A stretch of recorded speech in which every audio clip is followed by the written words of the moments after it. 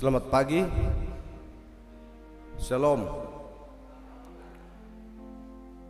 Mari Bapak Ibu kita mempersiapkan hati dan pikiran kita untuk memulai ibadah kita pada pagi hari ini.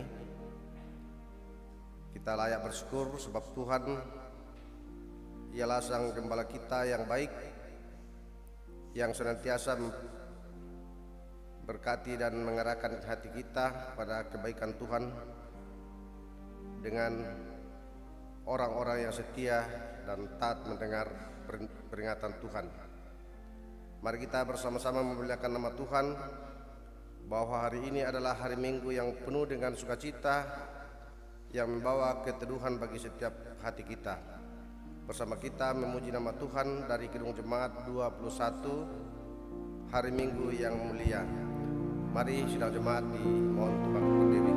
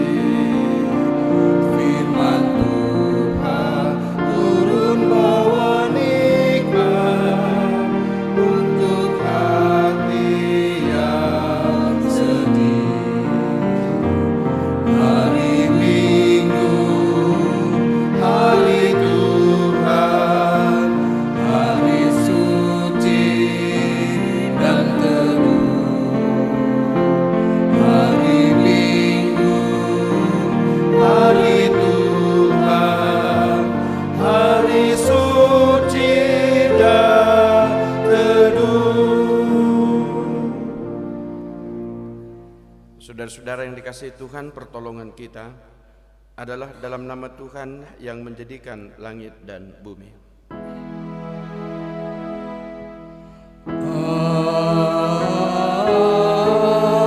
Amin, amin, amin.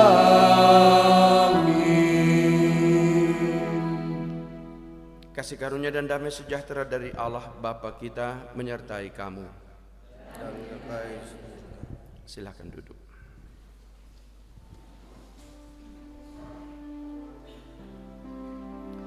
Saudara-saudaraku yang dikasihi Tuhan, marilah kita secara pribadi mengaku segala dosa-dosa kita di hadapan Tuhan.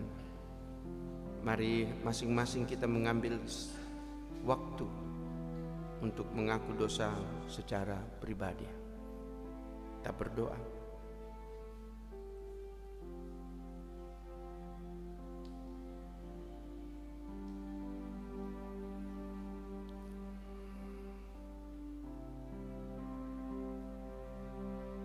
Tuhan, inilah semua kami yang datang mengaku dosa kepadamu. Ampunilah dosa kami, Tuhan. Amin. Meski tak layak diriku.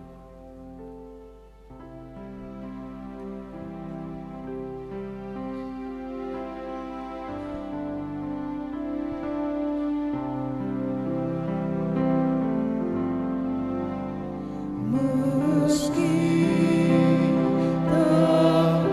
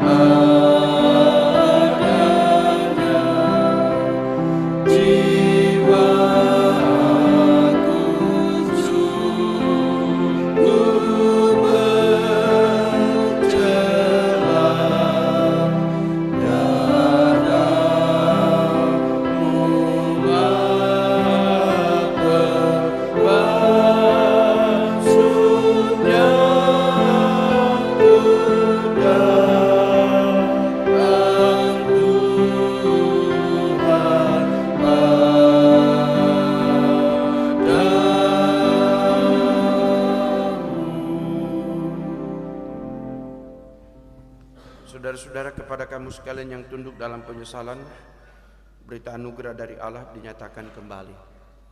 Sebab di dalam Dia dan oleh darahnya kita beroleh penebusan, yaitu pengampunan dosa, menurut kekayaan kasih karunia-Nya yang dilimpahkannya kepada kita dalam segala hikmat dan pengertian.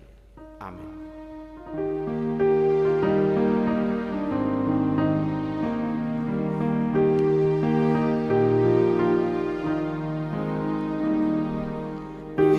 Salib Yesus di Kalvari, ku serahkan dosaku yang kecil.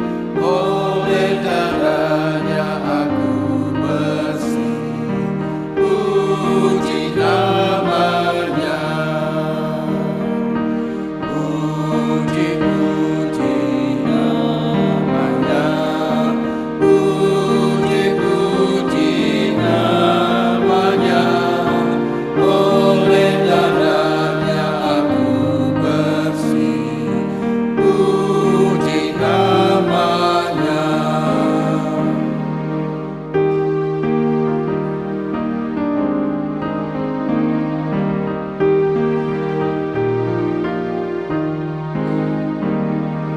Kini bahagiaku penuh, Yesus berdiam di dalamku. Sungguh ku selamatku ditebus, puji namanya. Puji-puji namanya. Puji-puji namanya. Oleh darahnya aku bersih, puji namanya.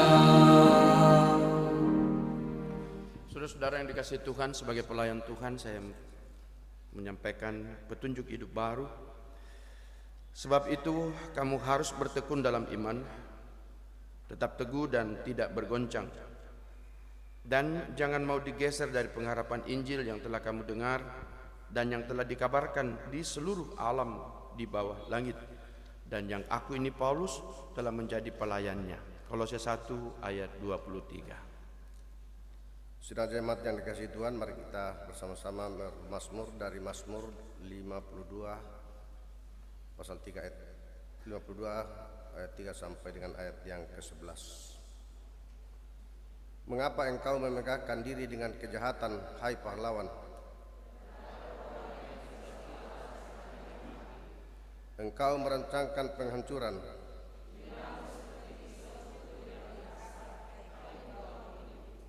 Engkau mencintai yang jahat lebih daripada yang baik. Engkau mencintai segala perkataan yang mengacaukan. Tetapi Allah akan merobohkan engkau untuk seterusnya.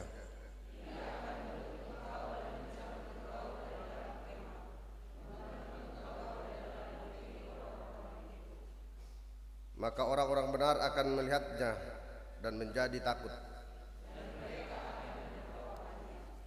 Lihatlah orang itu yang tidak menjadikan Allah tempat pengungsiannya.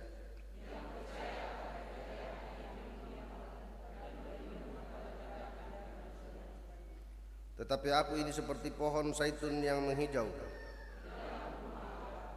Aku percaya akan kasih setia Allah. Aku hendak bersyukur kepadamu selama-lamanya. Karena namamu baik, aku hendak memasyurkannya.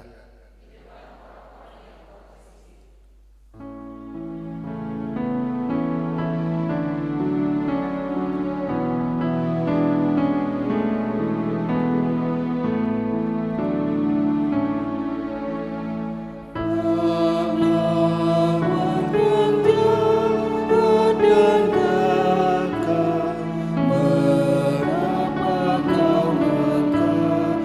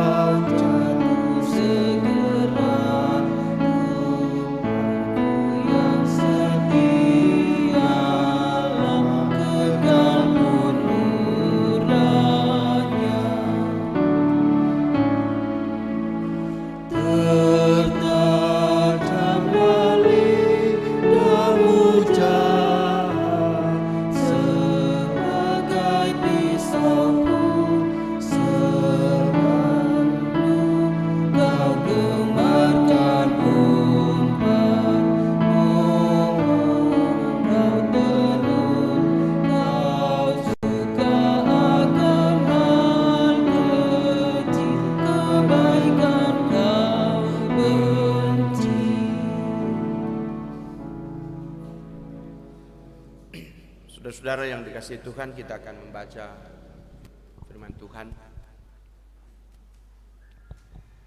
Mari kita berdoa sebelum kita membaca firman Tuhan.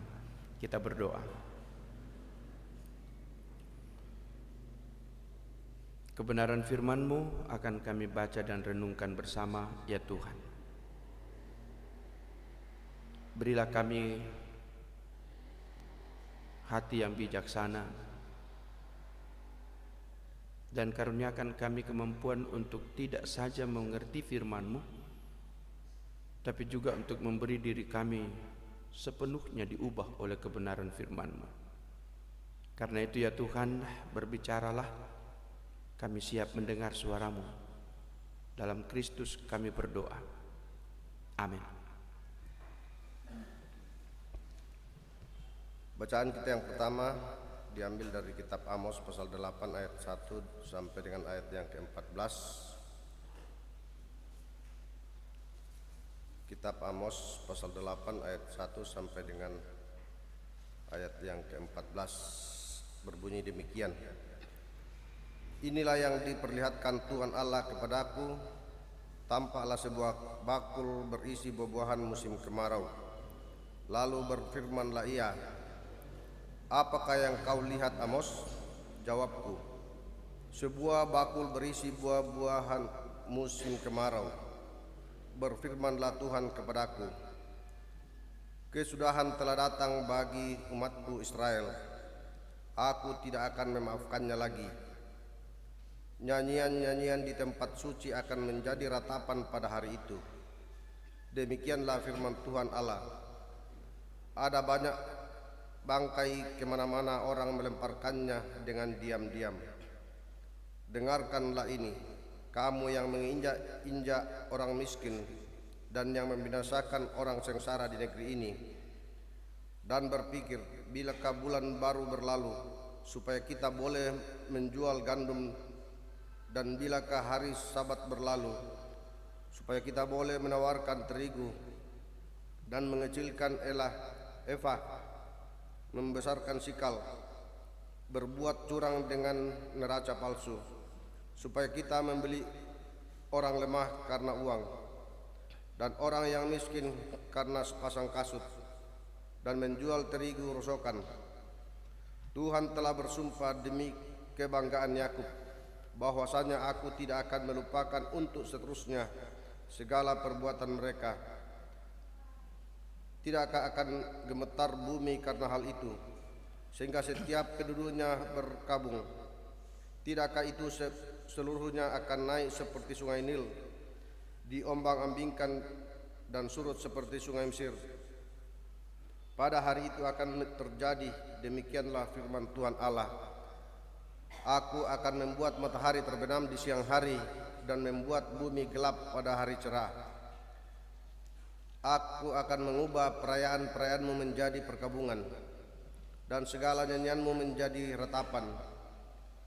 Aku akan mengenakan kain kabung pada setiap pinggang, dan menjadikan gundul setiap kepala.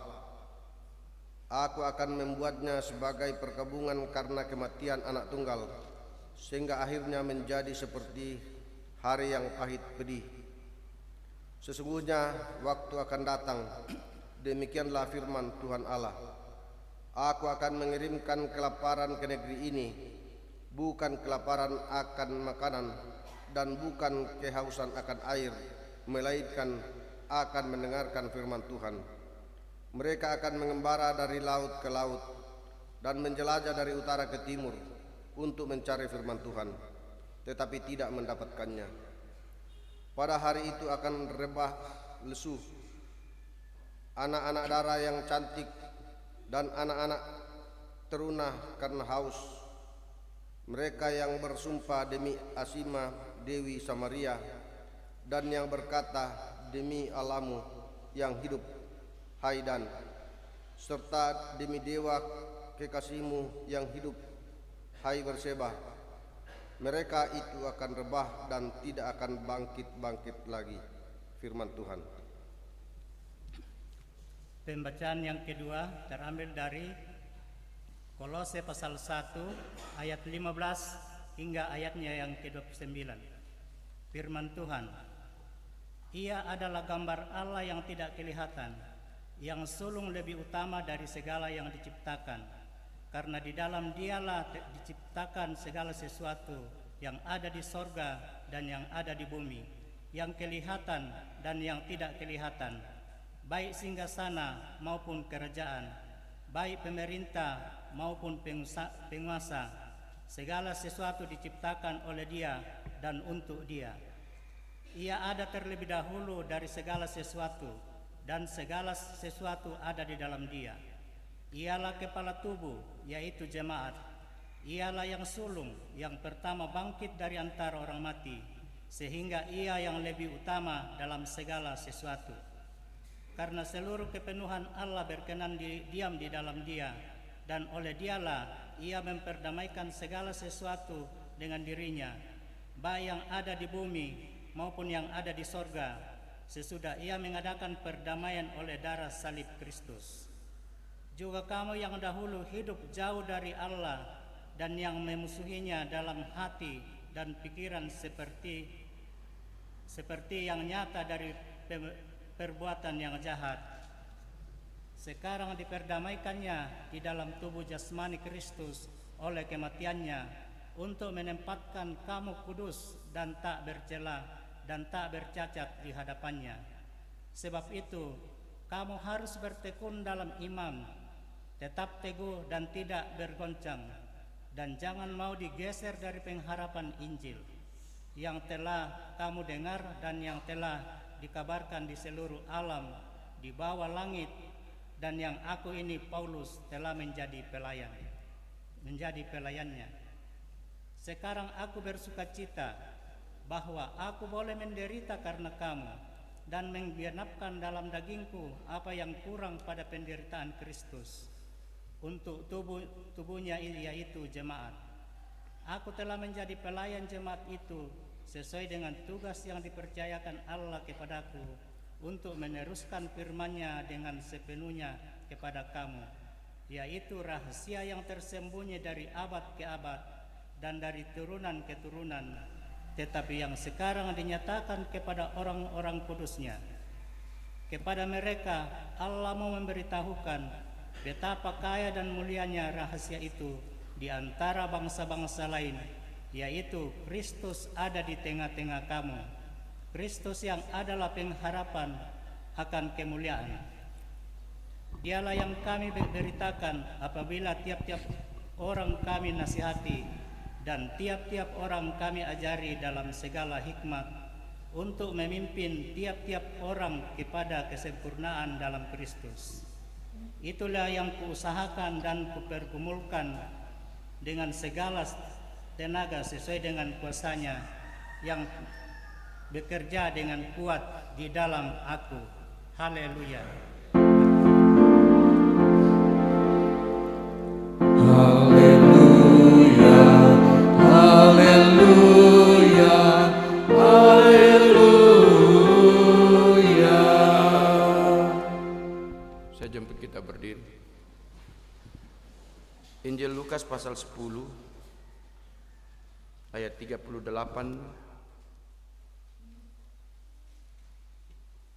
sampai dengan ayat yang ke-42.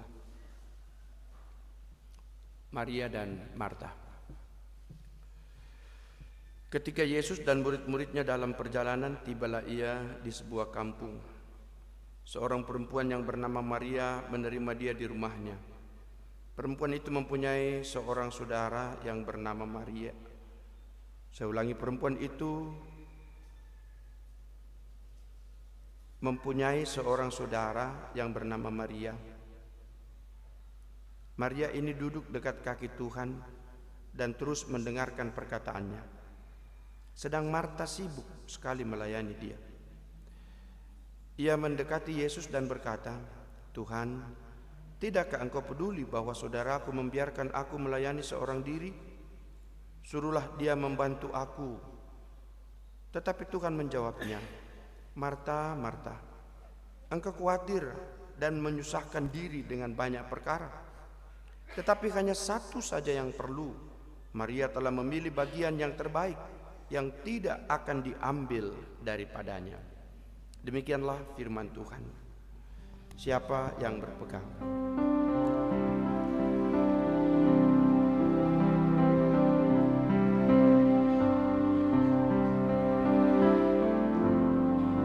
Siapa yang berpegang pada sabda Tuhan dan setia mematuhinya,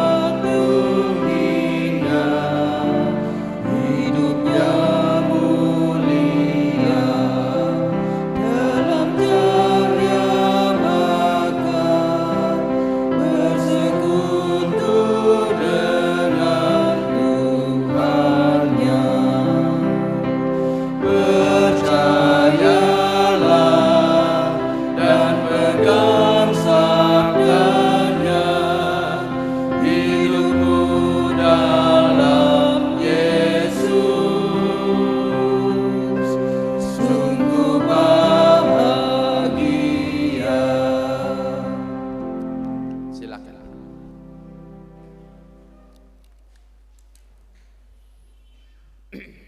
Shalom, saudara-saudara. Shalom. Hai, madingin pa. Bitar udah marok tiduku di kande jadi.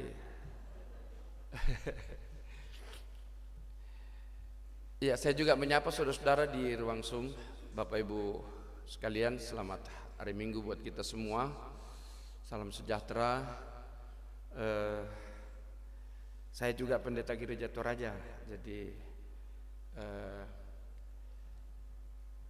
bersyukur hari ini Pendeta Bakri menelpon saya sebelumnya bahwa bisakah pimpin ibadah hari ini. Saya dengan senang hati. Jadi saya Pendeta Gereja Toraja yang ditugas khususkan untuk mengajar di STT Intim. Jadi saya berdua dengan Ibu Ketua Pendeta Lydia Tandirerung. Jadi kami ada dua yang ditugaskan sementara ini oleh BPS untuk menjadi staf dosen di STT Intim Makassar. Jadi kami adalah juga pendeta Gereja Toraja. Nah, saudara-saudara yang dikasihi Tuhan,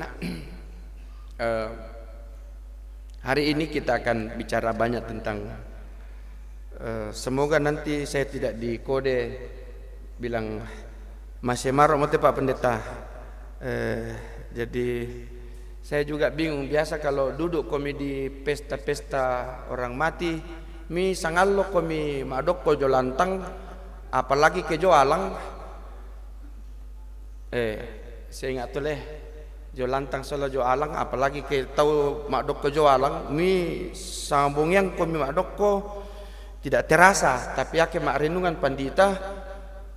Batu dia napang ganjal komit polo mi jangan gelisa maro gitu. Semoga tidak begitu ya. Jadi nanti kalau saya lama-lama khotbah Bapak Ibu majelis bisa dimengerti karena saya baru kali ini berkhotbah di Karambe. Ya. Hari ini kita bicara tentang topik dengarlah peringatan Tuhan. Saya kira ini topik yang luar biasa, ini akan kita gumuli bersama. Dengarlah peringatan Tuhan. Saudara-saudara yang dikasihi Tuhan, memang harus disadari bahwa sistem nilai dunia, sistem nilai itu artinya cara dunia menilai, gitu ya, cara dunia menilai atau sistem dunia, nilai dunia mengajarkan kita untuk menjadi, saya kira ini di mana-mana diajarkan. Orang diajar untuk bisa pandai, orang diajar untuk bisa berpengaruh, orang diajar untuk bisa sukses, orang diajar untuk bisa kaya. Kan gitu ya. Semua orang-orang tua juga membisikkan di anaknya hal-hal ini. Gitu. Ini agak sedikit menarik kalau saya di Kupang 3 minggu lalu berkhotbah di Kupang. Kami ada perjalanan dinas juga di sana. Saya kaget karena orang-orang Kupang itu semua masih dalam kandungan anaknya Mamanya selalu bilang begini, ya ke kasal ko anak masih kola pandita koleh, mudah di pandita. Makanya orang-orang Kupang itu berbondong-bondong masuk sekolah teologi. Saya cek di sana di UKAW Kupang, Universitas Kristen Arta Wacana, 950 orang mendaftar untuk jadi pendeta, sekolah pendeta. Setiap tahun ada kalanya 1.200, tapi cuma yang diterima 120. Terus saya tanya, lalu selebihnya nunggu lagi Pak sampai tahun depan, tes lagi tahun depan. Oh, ini luar biasa ya. Kalau Gereja Toraja masih dalam kandungan atau orang Toraja, ya ke kasal ko anak mendadi tosugi koleh na dente dong bonga dako mu renden ke mate mama amu atau nenekmu to seterusnya. Jadi kita diajak saudara-saudara untuk menjadi pandai, tidak salah, untuk menjadi berpengaruh, untuk sukses, untuk kaya dan sebagainya. Akhirnya orang lalu berpacu di soal ini. Jadi pokoknya kegiatan apapun dilakukan orang untuk bisa seperti itu. Sebab ukuran dunia menjadikan orang seperti ini. Bahwa kalau kamu mau dihormati orang, kalau kamu mau dihargai orang, itu ukurannya satu, memiliki banyak hal. Jadi semua orang diukur dari segi kepemilikan. Jemaat juga kadang-kadang begitu. Ya ke budak-budak mendapat tuh Pendeta Marlo. Saya disebut biasa dipanggil dengan sapaan akrab Pendeta Marlo, Markus Lolo maksudnya. Jadi ya itu yang biasa dikenal. Jadi Pendeta Marlo, supaya juga jemaat Karambe kalau menyebut panggil aja Pendeta Marlo, begitu ya sapaan saya. Nah, kalau banyak-banyak dipunyai, gereja punya penglihatan juga beda dengan orang yang tidak punya apa-apa. Kan gitu ya. Weh, ya itu Papa anu jo, sugi lalang lu. Jadi orang mulai dihargai dari soal kepemilikan. Begitu cara kita. Dan akhirnya saudara-saudara, saya sebut dua bahasa Inggris ini, istilah bahasa Inggris tolong diingat-ingat. Jadi akhirnya orang hidup jadi sibuk tanpa misi. Itu dalam bahasa Inggris disebut meaninglessness. Hidup sibuk tapi tidak punya misi. Misinya satu, mengumpul banyak supaya saya dihargai orang. Itu sama saja dengan istilah meaninglessness. Hidup tanpa makna. Jadi kalau ada orang sibuk tanpa misi, itu sama dengan hidup tanpa makna. Itu ya. Tolong dicatat baik-baik. Hidup atau sibuk tanpa misi, itu hidup sama dengan hidup tanpa makna. Nah, hari ini kita coba untuk belajar bagaimana membangun sebuah hidup bahwa ketika kita sibuk, di balik kesibukan, di dalam kesibukan ada misi. Artinya ada Tuhan dinyatakan di sana, ada Injil dinyatakan di sana. Jadi sibuk yang bermisi itu sama dengan hidup penuh makna. Meaningfulness. Jadi nanti ingat-ingat saja itu. Sibuk tanpa misi sama dengan hidup tanpa makna. Sibuk yang bermisi, hidup penuh makna. Saya perlu menekankan dua istilah ini karena apa? Saya salah satu yang juga selama ini meneliti budaya Toraja. Saya studi S2, S3 saya itu bicara tentang budaya Toraja. Saya tertarik karena apa? Saya akhirnya katakan begini, ini luar biasa manusia Toraja. Contoh kecil saja, apa sapaan kita kalau kita pergi masuk ke rumah orang? Orang Toraja punya sapaan yang tidak ada di dunia, cuma ada di Toraja. Orang Toraja maksudnya. Apa yang kita bilang pertama kali? Tidak ada di dunia itu. Cuma ada di orang Toraja. Coba ditanya semua orang. Setelah saya coba meneliti banyak-banyak hal tentang soal filosofi kebijaksanaan orang Toraja, saya luar biasa lalu katakan, saya berbangga jadi orang Toraja ini. Ternyata sapaan itu, saudara-saudara, itu mengindikasikan begini. Dulu waktu nenek moyang kita, ya ke 5 rilan Banua, kalau dia cuma 5 orang dalam rumah, dia tidak masak untuk 5 orang, tapi dia masak untuk 8 orang.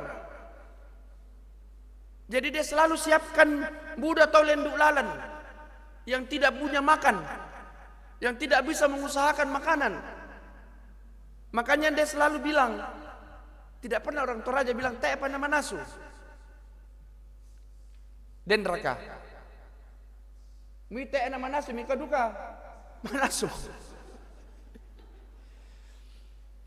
Untuk mau mengatakan saudara-saudara, orang Toraja itu luar biasa, dia memikirkan orang lain. Biar dia 2 orang dalam rumah dia masak untuk 5, karena ada begitu banyak orang yang keluar datang kasihan minta makan. Nah pertanyaan saya, apakah sampai masih begitu orang Toraja sekarang ini? Jangan-jangan kalau 5 orang di dalam rumah dia masak untuk 3 orang. Artinya mandulio mau kasek. Nah saya bicara ini saudara-saudara, ini hidup sibuk, ya sibuk apa tadi rumusnya? Sibuk yang bermisi sama dengan hidup penuh makna. Kalau sibuk-sibuk kami terus tanpa ada artinya di sana dan tidak mengandung misi di sana, oh hidup tanpa makna. Hari ini kita bicara tentang itu saudara-saudara. Saya mulai bicara ini untuk kita bisa masuk di kitab Amos. Jadi saudara-saudara, ini luar biasa kejanggalan di kitab Amos. Luar biasa orang mulai meninggalkan Tuhan dan menghadirkan dewa-dewa baru. Tuhan yang memberkati mereka dilupakan. Jadi ada banyak hal. Dari posisi situasi atau kondisi politik, itu kadang mereka menang lawan ini lawan itu, memiliki banyak hal dari kekuatan politik gitu ya. Tapi apa yang terjadi? Dari situ banyak orang yang merasa dirinya terlalu berkuasa. Biasa orang politik kalau sebelum jadi anggota dewan, sebelum jadi bupati, kita bisa lihat gayanya bagaimana. Tapi sesudah jadi bupati atau sebagai anggota dewan dan seterusnya, bos-bos begitu, saya nggak mau gayana. Saya juga bingung, ini saya meneliti persoalan ini. Jabatan majelis gereja juga kadang-kadang membuat orang berubah wajahnya, berubah bicaranya. Tolong lihat bendahara, sebelum jadi bendahara masih ada senyum. Tapi kalau sudah jadi bendahara wah ya tu lindona te bangamo susi bangamo ya apa misalnya. Kadang-kadang jadi situasi politik di ketika itu terjadi saudara-saudara, begitu kekuatan politik menjadikan orang-orang berpengaruh gitu, ekonominya meningkat. Dari segi keagamaan mereka malah menghadirkan dewa-dewa. Lalu di sisi yang lain mereka juga masih beribadah kepada Tuhan. Luar biasa itu korban-korban yang mereka sembelih. Waduh, yang paling tambun dikasih untuk Tuhan, tapi dikasih juga untuk dewa misalnya. Yang paling tambun, mereka menyanyi memuliakan Tuhan. Tetapi saudara-saudara, yang terjadi ialah justru mereka mendapatkan semuanya itu dengan memeras orang miskin. Kita baca dalam bacaan Amos tadi ya, ada 3 topik di situ diungkapkan oleh Nabi Amos. Tuhan memperingatkan kepada Amos, saya yang akan menghukum mereka. Jadi luar biasa, orang-orang di Amos merasa bahwa mereka masih menyembah Tuhan dengan baik kok. Saya pernah diminta di Jakarta untuk memimpin satu diskusi bersama di kalangan para pebisnis. Judulnya money laundry dalam gereja. Dan saya kira ini jarang dibahas. Saya bahas dengan para pebisnis di Jakarta. Waduh, saya bilang ini money laundry di gereja juga itu banyak terjadi. Kalau ada KPK surgawi turun, nah banyak ditangkap. Contohnya begini, yang disebut money laundry dalam gereja. Dia pergi terserah dia luar, dia mau bikin apa di luar. Dia mau korupsi kah? Atau model seperti di kitab Amos ya ketomak baluk-baluk. Jadi itu kan biasa begitu. Kalau di Makassar itu di pinggir-pinggir jalan orang jual langsat, rambutan, apa semua. Coba tanya, ini timbangan normal atau tidak normal? Itu coba tanya penjual langsat atau rambutan. Wah, kan tertulis itu per kilo 5.000, ada yang 3.000. Coba tanya di sini, Mas ini timbangan normal? Wah tidak ada Pak, 3.000 kalau normal. Oh gitu.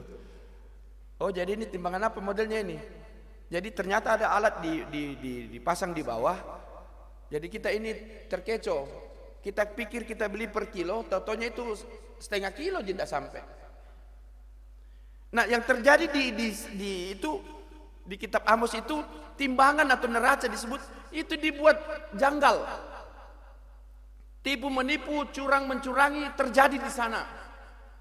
Nah praktek money laundry begitu di Amos juga terjadi. Jadi mereka dapat banyak duit, banyak harta, lalu dia bagi kepada Tuhan di gereja. Supaya dia bilang, saya tidak makan sendiri nih hasil ini. Toh, saya bagi kepada Tuhan lewat persembahan. Tenang dia punya hati, karena dia pikir, Tuhan, saya kan tidak makan sendiri, kok juga makan, saya bagi. Nah itu dibilang praktek money laundry dalam gereja. Nah terus kita yang jemaat, banyaknya persembahannya. Kita tidak pernah tahu dan kita tidak pernah menuduh siapa-siapa. Tapi itulah model praktek money laundry yang terjadi di kitab Amos. Mereka persembahkan korban yang sangat tambun. Seolah-olah mau bilang, Tuhan Jambo kok ingat itu yang saya bikin di belakang. Ini saya persembahkan kok yang baik-baik. Yang jelas saya sudah bagi dengan Tuhan. Nah saudara-saudara, apa yang terjadi? Tuhan bilang, dan luar biasa cara Tuhan memberikan penglihatan kepada Amos. Coba lihat ini semua yang akan kuberikan, kuhukum umatku dengan cara begini. Mereka bukan hanya lapar karena makan, atau mereka haus karena minuman, tetapi mereka akan haus sepanjang masa. Artinya apa? Mereka tidak akan pernah menemukan aku. Dikatakan di dalam kitab Amos tadi ya. Perhatikan di ayat yang ke-11.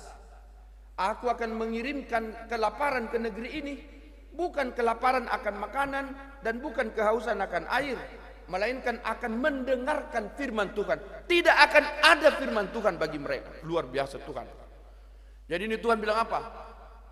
Daripada mereka mendengar tentang aku, mereka mempersembahkan banyak kepadaku. Satu seruan Amos yang paling kuat saudara-saudara ialah Tuhan bilang begini, saya benci semua pengorbanan. Saya tidak berkenan kepada semua pengorbanan. Mulutmu memuji aku, tapi mulut yang sama kau pakai maki-maki orang. Pikiranmu kau tujukan kepadaku, tapi pada saat yang bersamaan kamu menelantarkan, membuat orang semakin menderita, dan seterusnya.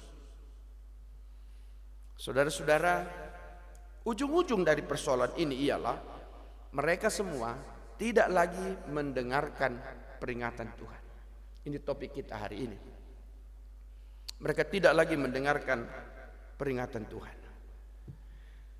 Lalu di kitab Kolose itu bicara tentang Yesus, keutamaan Kristus. Paulus menjelaskan kepada orang-orang di Kolose bahwa Kristuslah yang terutama. Mengapa begitu? Karena ada begitu praktek-praktek hidup. Ada banyak orang punya praktek hidup, saudara-saudara, yang hanya patuh pada aturan-aturan main hukum. Misalnya ya, yang jelas saya sudah patuh pada hukum. Yang lain itu tidak ada soal.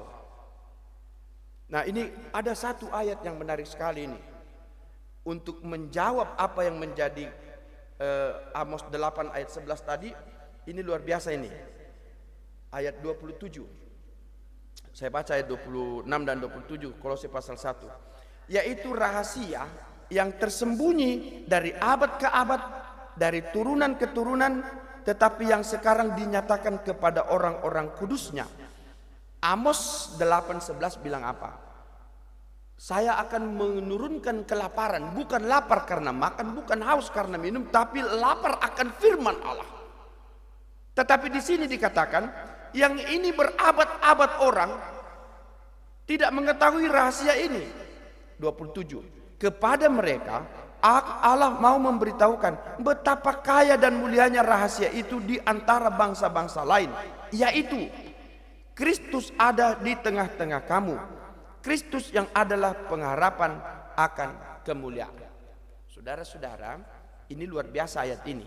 Bagi orang di luar sana, mungkin mereka tidak bisa merasakan itu. Bagi mereka itu ditutup sebagai sebuah rahasia.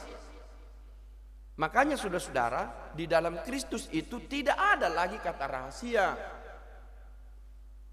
Karena ayat ini bilang apa? Semuanya terungkap di dalam Kristus. Jadi dulu di Amos 8:11 Tuhan menghukum umatnya dengan cara begitu. Nah sekarang kita di dalam Yesus, justru Allah menyatakan dirinya di dalam Yesus. Untuk mengatakan begini, jangan lagi ada di antara orang percaya itu yang merasa Tuhan itu tidak ada atau jauh dari dirinya, Tuhan itu tidak peduli dengan dirinya dan lain-lain sebagainya. Bahwa semua orang percaya harus mengetahui Kristus ada di tengah-tengahmu. Dan saudara-saudara yang dikasihi Tuhan, supaya kita semua menyadari tentang topik kita hari ini, dengarlah peringatan Tuhan. Tuhan ada di tengah-tengahmu untuk selalu mengingatkan kita. Jangan lagi praktek-praktek hidup seperti itu yang terjadi di kitab Amos terjadi atas kita. Nah, di kitab Lukas 10 ini menarik ini cerita ini. Terlalu banyak orang salah tafsir di Lukas 10 ini. Saya mau clearing ini persoalan ini ya. Mau clearkan dengan baik ini. Marta Maria ini sebagai contoh ini. Jadi cerita ini ditampilkan dalam bacaan kita untuk menjadi contoh bahwa apakah semua tindakan kita itu yang saya sebut dari awal tadi sibuk tanpa misi sama dengan hidup tanpa makna, meaninglessness ya. Nah, kita ambil contoh Maria Marta atau Marta Maria, la bikaka ya te Marta. Jadi ini contoh menarik yang Yesus berikan. Kalau cerita ini sederhananya orang bilang memang salah kok Marta. Yang paling penting itu mendengarkan firman Tuhan, duduk di kaki Yesus seperti Maria. Jadi Marta itu makanya sampai sekarang ini gara-gara cerita ini barangkali tak isara kata sangan Marta di dalam ruangan. Sebelum saya lebih jauh bicara Marta, gara-gara cerita ini sampai orang mengidentikan Marta itu dengan makan-makan tuh. Dan raka Marta joboko. Artinya kan ada makan di belakang toh. Gara-gara cerita ini nih. Ini Marta siapkan konsumsi. Sementara Maria mak dok kobang ya. Lalu Marta bilang begini, Tuhan, guru, tidak kau kasihan lihat saya ini. Setengah mati saya siapkan makanan itu, adekku duduk-duduk. Ini bahasa ini banyak sekali terjadi di gereja ini. Ada banyak orang mengeluh kalau sudah capek dia masak, lalu orang lain datang tinggal makan. Jadi banyak-banyak penafsir bilang begini, ini Marta terlalu banyak siapkan menu, makanya capek sendiri. Biasa juga ibu-ibu begitu, kalau kebaktian di rumah banyak sekali menu. Nah, ini cerita Marta di sini. Kita ambil contoh tentang yang saya sebut tadi ya. Dengarlah peringatan Tuhan. Lalu kita bicara tadi tentang sibuk yang bermisi, gitu ya. Nah, Marta mengeluh. Nah, apakah lalu tafsir banyak orang itu adalah memang kita harus seperti Maria? Lalu gereja-gereja sudah bilang tafsirnya lagi ini agak keliru lagi. Ada biasa dulu bilang kalau kebaktian rumah tangga, danggi bang mau pas dia. Jadi saya siapkan makan nih ya bang mau tuh persembahan. Begitu kan dulu. Kami di Makassar juga begitu. Oh ada gereja, sudahlah itu makan minum biar air putih saja. Dulu Marta dimarah-marahi gara-gara siapkan konsumsi. Jadi lakbiran persembahan bang pertama. Ini bahasanya gereja ini luar biasa ini. Sebenarnya tidak begitu. Jadi saya bilang saya mau clear ini bacaan ini ya. Bacanya tidak begitu. Saya sengaja tadi intonasinya begini. Yesus bilang gini, Marta, Marta, kenapa kau susahkan dirimu pada hal-hal, kan gitu ya. Jadi Yesus tidak bilang Marta kau harus seperti Maria baru kau disebut melayani, bukan. Tapi yang Yesus maksudkan ialah kenapa kau susahkan dirimu dengan melihat orang lain. Kalau kau bisa melayani aku dengan menyiapkan makanan, layanilah aku seperti itu. Ini bukan persoalan mana lebih penting, bukan, sama pentingnya. Coba kalau saudara-saudara di tempat pesta lalu tidak diberi makan, pulang kau apa cerita?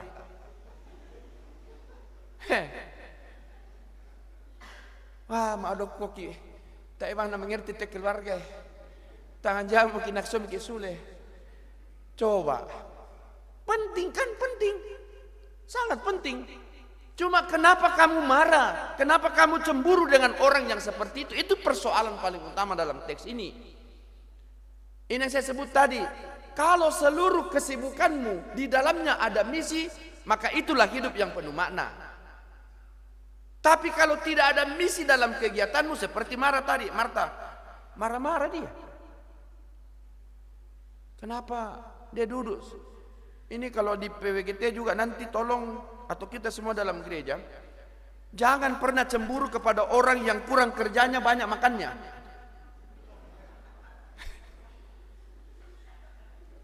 Kan budak-budak tosis itu kan belum lagi mak buku.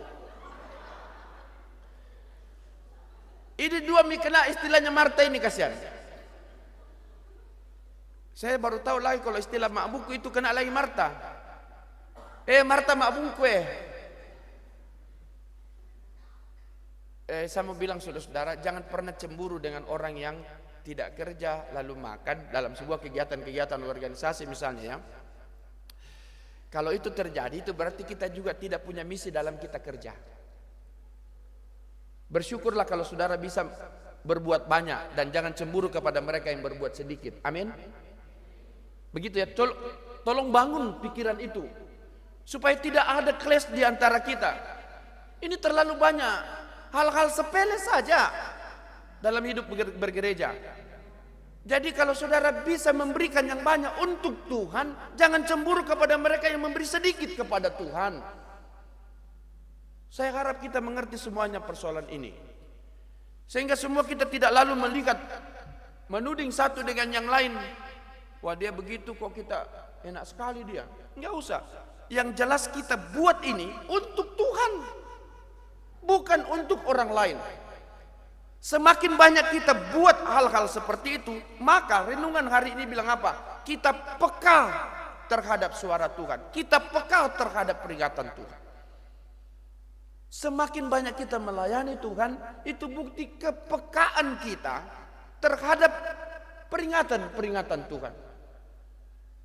Jadi saudara-saudara yang dikasihi Tuhan, dengan renungan hari ini, saya mau katakan begini, sekecil apapun yang bisa Anda buat untuk orang lain, buatlah. Mengakhiri renungan saya, saudara-saudara, hari ini kita diperingatkan juga dengan konteks Amos. Jangan-jangan kita juga terlalu banyak memotong ini dan itu, lalu ada begitu banyak orang menjadi miskin karenanya. Atau kita terlalu banyak bicara tentang firman Tuhan. Jadi biasa orang datang sama saya, Pak Pendeta, pentalum mau kubahas Alkitab Pak Pendeta, dari Kejadian sampai Wahyu kau tole bangmu. Wah, luar biasa komite Papa luar biasa. Cuma pertanyaan saya, berubah sako mirakate. Kalau baca Alkitab dari Kejadian sampai Wahyu bolak-balik, hari kemarin 10 kali marah, hari ini 15 kali marah. Lalu untuk apa baca Alkitab? Hanya untuk memenuhi hukum Taurat kayak begitu, bilang baca Alkitab. Saudara-saudara, bicara Injil kita bukan bicara aturan main, tapi itu bicara aturan keagamaan saja. Bicara Injil berarti kita bicara tentang bagaimana Tuhan dinikmati kehadirannya bagi semua orang. Ya, jangan mempertontonkan diri kita lalu mendiskreditkan orang lemah. Dan bagi gereja kita, gereja Toraja, saya berharap di mana-mana saya memunculkan persoalan ini, tolong fungsikan baik ini diakonia. Saya kemarin pergi di satu tempat di daerah Makale, bagian pedalaman. Saya ketemu satu bapak, dia bilang begini, Pak Pendeta, aduh susah kami ini, padi tidak tumbuh dan seterusnya. Di sisi yang lain kami harus membiayai dana anak sekolah. Saya bilang mudah-mudahan gereja-gereja kita sekarang ini tidak hanya sibuk, wah ciptakan ini, ciptakan itu, buat live streaming, berdoa begini, lalu persembahan masuk. Tapi bolehkah juga kepekaan kita terhadap orang-orang lemah semakin ditingkatkan oleh gereja? Saya pernah marah mertua saya, dia pakai dana diakonia untuk membangun. Saya bilang, labirannya itu bangunan tidak usah dibikin kalau dananya orang miskin kamu pakai. Jadi jangan kami nanti juga gereja berteriak-teriak memuliakan Tuhan sementara begitu banyak jemaat kita yang menderita. Nanti Tuhan bilang apa? Jadi kita ini kadang-kadang sibuk tanpa makna, meaninglessness. Sibuk saja. Majelis juga sibuk saja. Pertanyaannya, adakah misi di dalamnya? Kalau tidak ada misi di dalamnya, pertanyaannya jangan-jangan kita cuma sibuk-sibuk saja. Sibuk yang tanpa misi. Kalau saya sebut misi, berarti di dalamnya ada perhatian kita lebih kepada orang lemah. Kalau saya sebut misi, Yesus dilihat oleh dan dinikmati oleh orang-orang lain kehadirannya. Tuhan memberkati kita. Amin.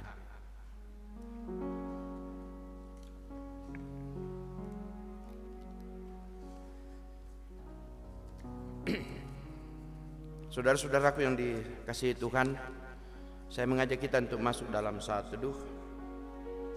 Mari mengambil saat teduh masing-masing.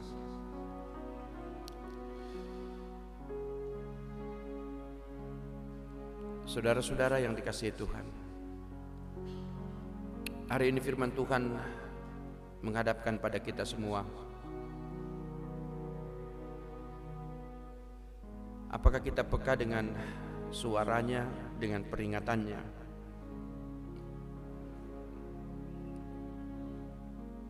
Hari ini kita diberi penglihatan oleh Tuhan bagaimana orang-orang yang hidup membelakangi Tuhan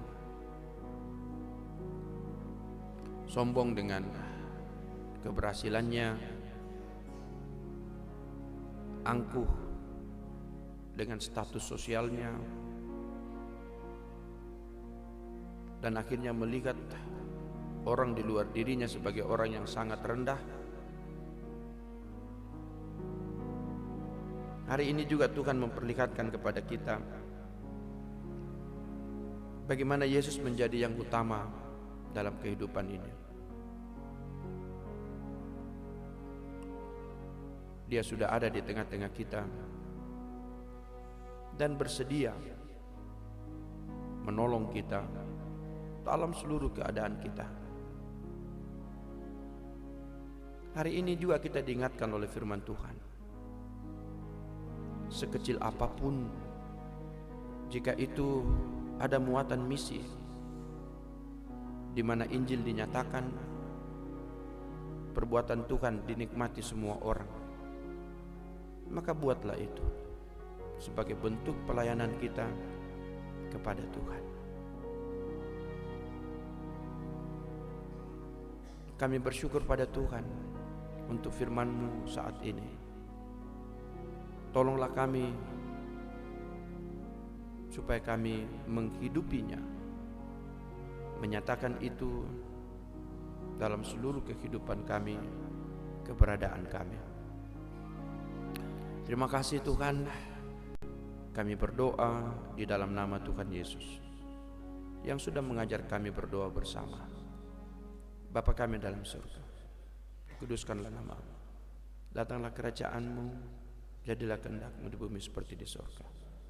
Berikanlah kami pada hari ini makanan kami yang secukupnya, dan ampunilah kami akan kesalahan kami, seperti kami juga sudah mengampuni orang bersalah pada kami. Dan jangan bawa kami ke dalam pencobaan, tapi lepaskanlah kami daripada yang jahat. Karena Engkau lah yang punya kerajaan dan kuasa, kemuliaan sampai selama-lamanya. Amin. Saya jemput kita bangkit berdiri bersama-sama dengan semua orang percaya di segala tempat dan zaman. Kita terpanggil untuk mengikrarkan pengakuan iman rasuli dengan masing-masing berkata sebagai berikut. Aku percaya kepada Allah, Bapa yang Maha Kuasa, Khalik langit dan bumi, dan kepada Yesus Kristus, Anaknya yang tunggal Tuhan kita, yang dikandung daripada Roh Kudus, lahir dari darah anak darah Maria, yang menderita di bawah pemerintahan Pontius Pilatus, disalibkan, mati dan dikuburkan, turun ke dalam kerajaan maut. Pada hari yang ketiga, bangkit pula dari antara orang mati, naik ke surga, duduk di sebelah kanan Allah, Bapa yang Maha Kuasa, dan akan datang dari sana untuk menghakimi orang yang hidup dan yang mati. Aku percaya kepada Roh Kudus, gereja yang kudus dan am, persekutuan orang kudus, pengampunan dosa, kebangkitan daging, dan hidup yang kekal. Amin.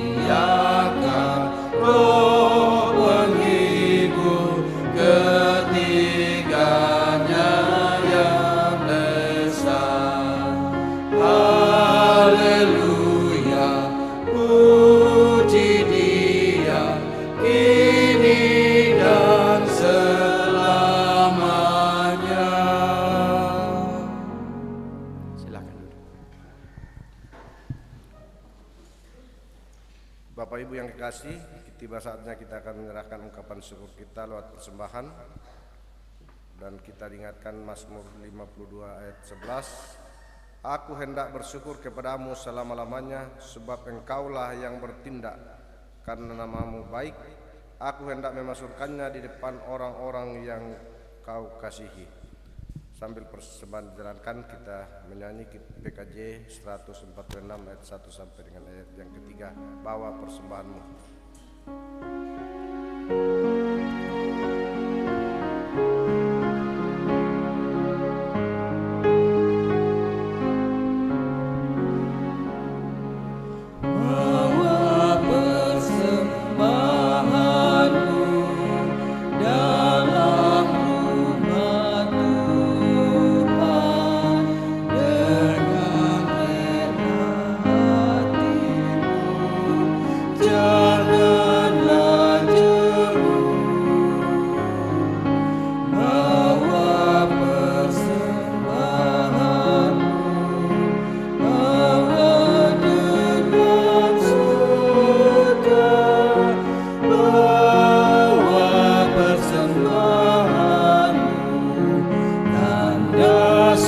sukacitamu, bawa persembahanmu, ucaplah syukur.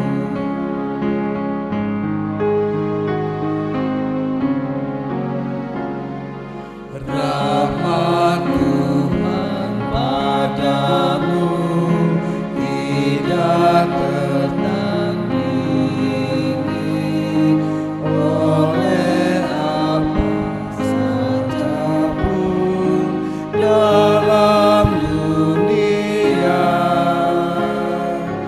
Kasih dan karunia sudah kau terima, bawa persembahanmu, tanda sukacitamu, bawa persembahanmu, ucaplah syukur.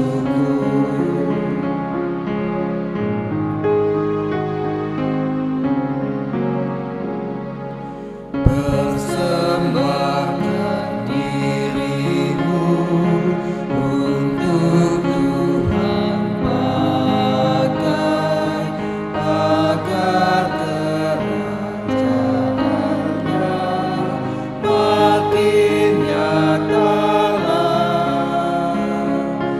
Damai dan sejahtera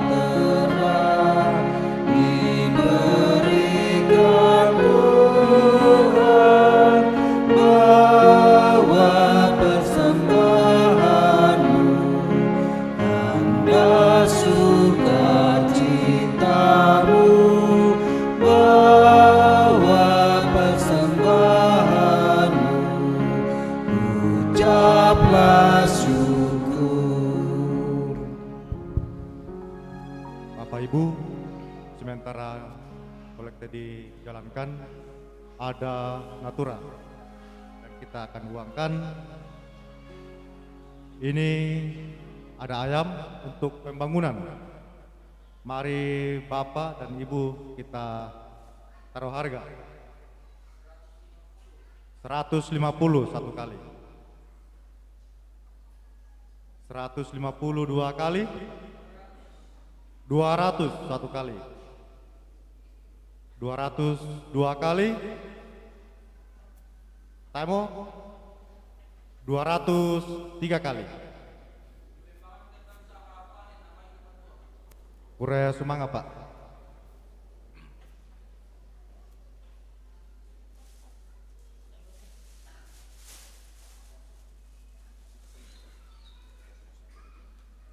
Ya, masih ada, masih ayam untuk pembangunan. Mari Bapak Ibu kita taruh harga.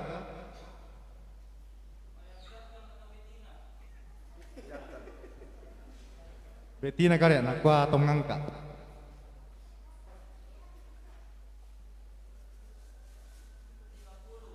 $50 satu kali, 50 dua kali,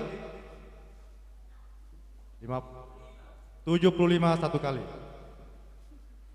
75 dua kali,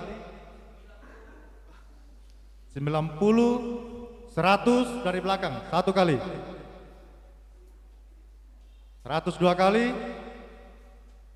100 tiga kali.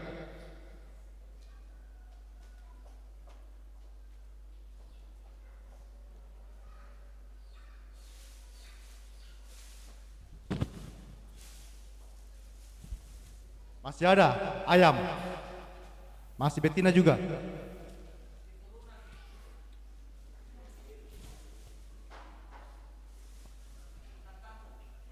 Ya, ayam kampung. Mari kita taruh harga 100 satu kali, 100 dua kali, Temo 100 tiga kali.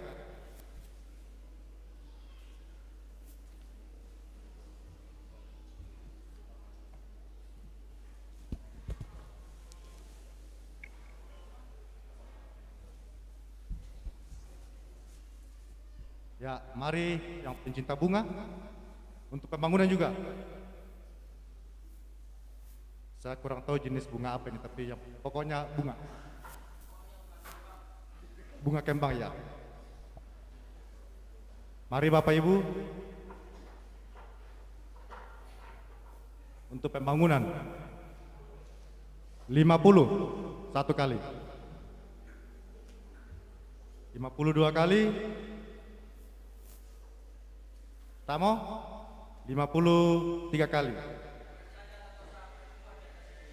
Ya, terima kasih Pak mewakili Tata Usaha Perempuan. Terima kasih banyak. Demikian penguangan natura.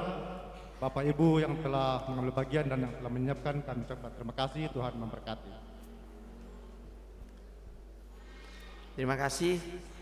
Saudara-saudara, kita akan masuk dalam doa syafaat, dan dalam doa syafaat ini mari kita dukung beberapa pokok-pokok doa. Yang pertama, selamat ulang tahun kepada saudara-saudara Bapak Nasan Tandilino, Bapak Yoel Tanali, Bapak Yulianus Magi, Ibu Yuliana Lolo Tasik, Ibu Rosa, Ibu Yohana Pakumbang, kemudian Ibu Dorce Tandilino, Ibu Justin, Saudari Jenny Bunga, Saudara Yudika Tandiseno, Saudari Tasya Parinding, Saudara Erdianto Pabeta, dan juga anak Stefano Kano. Bersyukur dengan saudara-saudara yang oleh karena kemurahan Tuhan mempersembahkan syukur.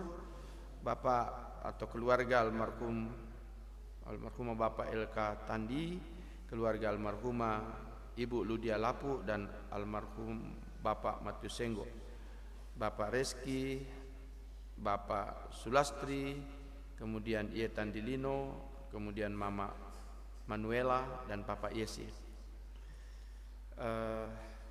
Kita dukung dalam doa saudara-saudara kita yang sakit, orang tua dan saudara-saudara kita, Mama Kevin, Bapak Yakin Tandirerung, Bapak Markus Basang, Nenek Geza, Ibu Jede Nimpah, Nenek Bagas, Mama Kesia Bonix, Mama Fani, Mama Ginda, Bapak Leonard Maruru, Pak Silambi, kemudian Mama Mendo di Makassar, Bapak Mendila Pongpadati, Ibu Ande Bumbungan, Nenek Naya, Bapak Wendy, Bapak Hari, Bapak Petrus Alexander, Ibu Heni Bungin, Nyonya Yeran Tetana, kemudian Davin, dan Bapak Edi Pakan. Kita dukung dalam doa saudara-saudara kita atau keluarga kita yang berduka cita, keluarga Bapak Ranti Parung, keluarga Bapak Benyamin Salu, keluarga Bapak Markus Palimbong, keluarga Bapak Ishak Bunga Alloh, keluarga Ibu Yohana Bondo, keluarga almarhumah Nenek Tiku, dan keluarga Bapak Toteng. Kita juga dukung pembangunan bait suci ini, kemudian juga ibadah-ibadah rumah tangga dan ibadah penghiburan. Saudara-saudara, mari berdoa. Bapa kami dalam surga, kami membawa persembahan kami kepadamu. Kiranya Tuhan berkenan atas persembahan ini. Tuhan memberkati dan menguduskannya, dan memberkati semua kami, supaya kami benar-benar bertanggung jawab terhadap berkat-berkat yang kami peroleh dari Tuhan. Kami berdoa untuk semua saudara-saudara kami yang berulang tahun, baik ulang tahun kelahiran maupun ulang tahun pernikahan. Kiranya Tuhan memberkati dan menyempurnakan segala bentuk sukacita dan kebahagiaan saudara-saudara kami ini. Biarlah melalui pertambahan usia ini mereka semakin lebih berhikmat lagi. Kami berdoa untuk saudara-saudara kami yang mengucap syukur, yang menyatakan syukurnya kepadamu. Biarlah Tuhan memberkati keluarga-keluarga atau saudara-saudara kami ini. Kami berdoa untuk semua saudara-saudara kami, orang tua kami yang sakit, baik yang tengah dirawat di rumah maupun di rumah-rumah sakit. Kami minta dalam nama Tuhan Yesus, sembuhkanlah anak-anak-Mu ini ya Tuhan. Kami berduka dengan beberapa keluarga-keluarga kami. Dari sini kami berdoa kiranya Tuhan menghibur dan menguatkan semua keluarga-keluarga kami yang berduka cita. Biarlah ibadah-ibadah penghiburan tetap dapat menghibur keluarga-keluarga kami ini. Dan Tuhanlah yang kami minta dan kami mohonkan, Tuhan balutlah luka-luka hati dan kesedihan mereka. Kami berdoa untuk panitia pembangunan yang terus berupaya untuk merampungkan pembangunan rumah ibadah ini. Kiranya Tuhan berkati, bukakanlah tingkap-tingkap berkat-Mu supaya pembangunan ini boleh rampung diselesaikan. Tuhan memberkati semua kegiatan-kegiatan pelayanan dalam lingkup Jemaat Karambe. Tuhan memberkati Pendeta Bakri, seluruh penatua dan diaken, biarlah mereka boleh bekerja sama menjadi satu tim pelayanan yang solid untuk memberikan pelayanan yang terbaik bagi dan untuk kemuliaan Tuhan. Kami menyerahkan diri kami, hidup kami, rumah tangga kami. Tuhan berkatilah kami semua. Berkati rumpun keluarga kami baik yang dekat maupun yang jauh. Berkati istri, suami, anak-anak, cucu, orang tua kami dan saudara kami. Biarlah kami semua terberkati di dalam Tuhan, sehingga seluruh kehidupan kami jalani dalam kasih sayang Tuhan. Berkati juga seluruh pengurus OIG di sini, bahkan semua rencana-rencana pelayanan satu pekan ini, kiranya Tuhan menolong supaya semuanya terlaksana dengan baik. Kami menyerahkan hidup kami satu pekan mendatang, kiranya Tuhan memperlengkapi kami dengan kekuatan dan kesehatan yang daripada-Mu. Luputkanlah kami dari berbagai susah dan mara bahaya, dan izinkan kami Tuhan supaya satu pekan hidup kami ke depan menjadi hidup yang melayani Tuhan. Kami serahkan pemerintah kami, bangsa dan negara kami, seluruh aparat keamanan. Kiranya Tuhan yang memberkati supaya kami semua menikmati suasana aman dan damai. Tuhan, inilah doa, syukur dan syafaat kami, persembahan kami, juga natura yang boleh dipersembahkan keluarga-keluarga, juga saudara-saudara yang sudah boleh menguangkannya. Kiranya kami semua diberkati di dalam Tuhan. Ampunilah dosa kami Tuhan, dengarkanlah doa kami. Dalam Kristus kami datang berdoa. Amin.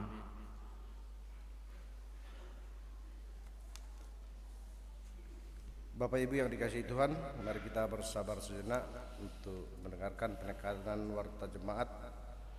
Namun sebelumnya kami menyampaikan selamat datang bagi Bapak Ibu yang baru pertama kali beribadah di Jemaat Karambe. Semoga Tuhan berkati kita. Yang berikut kami dari Majelis Gereja bersama dengan warga Jemaat Karambe menyampaikan terima kasih kepada Bapak Pendeta Markus Lolo MTH atau Bapak Pendeta Marlo yang boleh melayani dan memimpin kita dalam ibadah di Jemaat Karambe.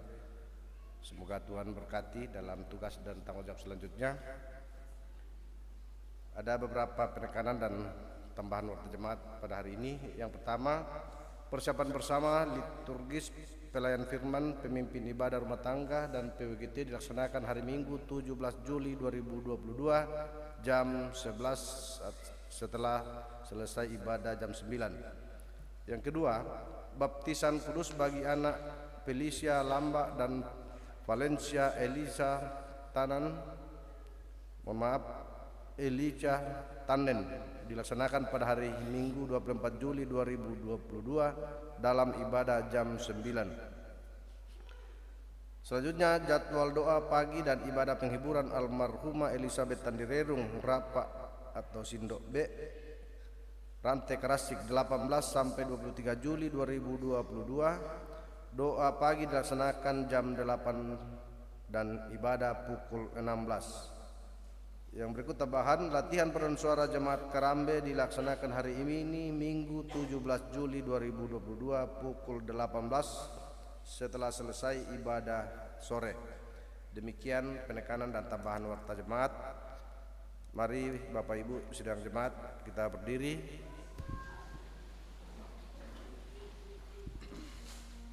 Dan kita menyanyikan NKB 154 Setialah.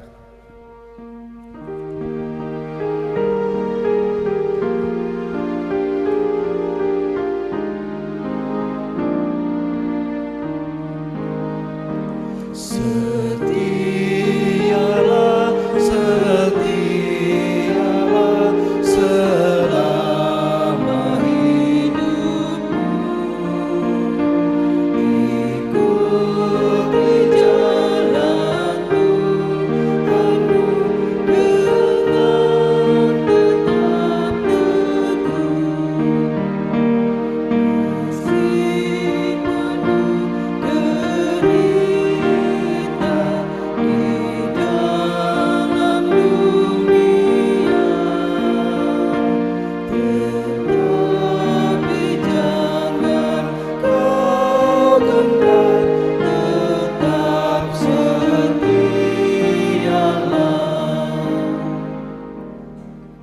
Saudara-saudara, pergilah dengan menjadi orang yang setia dan taat mendengarkan peringatan Tuhan.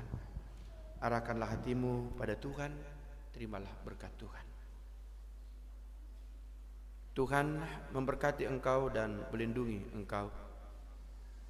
Tuhan menyinari engkau dengan wajahnya dan memberi engkau kasih karunia.